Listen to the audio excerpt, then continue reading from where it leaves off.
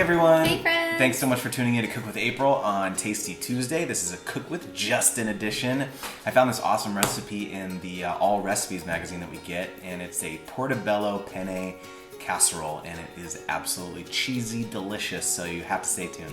So here's what you're going to need to make this recipe. You'll need some penne pasta, 1 pound of portobello mushrooms, some shredded mozzarella cheese, some 2% milk, some spinach. This was frozen. I thawed it out and drained it. This is butter and some flour. You'll need some oil, garlic, and basil, and some salt and pepper.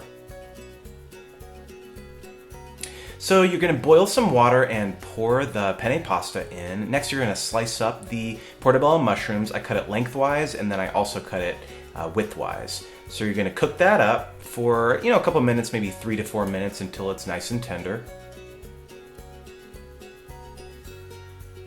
And then you're going to wipe out that pan, put the butter in, melt it, add the garlic and the dried basil, and mix that around.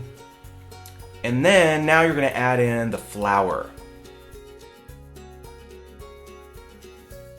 Now you're going to add all of the milk, and after you're done adding all the milk and kind of stirring it together, you're going to remove it from heat, and you're going to start adding all of the rest of the ingredients. So the cheese, you're going to add the spinach, now you're going to add the mushroom that you had placed aside, and the drained pasta, and finally some salt and pepper.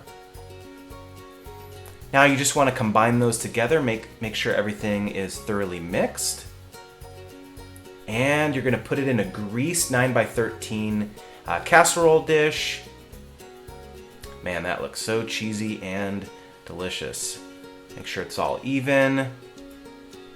And finally, you can top it off with some Parmesan cheese. This is a Parmesan Romano mix. You don't have to do this, but I like the way it tastes. And just slide it in the oven for 30 minutes at 350 degrees.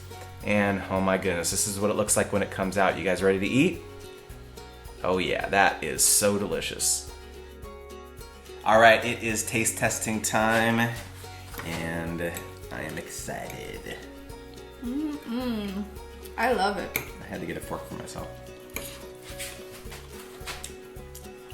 What's the verdict? I love it. It's cheesy. The pasta's cooked perfectly. It's not like too dry or So the thing about this is the recipe mentioned to boil the pasta to al dente, which is like it's still somewhat firm to the taste because you're going to bake it after that, So you don't want to over boil it. The other thing that I did differently than the recipe is I think I doubled the amount of portobello in here because I like the actual. Honestly, I would have maybe preferred some meat in here, like chicken or something. But this is a good vegetarian option. But the portobellos, it's just absolutely delicious. The cheesiness, I actually added a little more cheese than the recipe called for too. But and the spinach, it's just. This is actually a very simple and really delicious. So I hope you guys enjoyed this recipe. If you enjoyed it, please give it a thumbs up.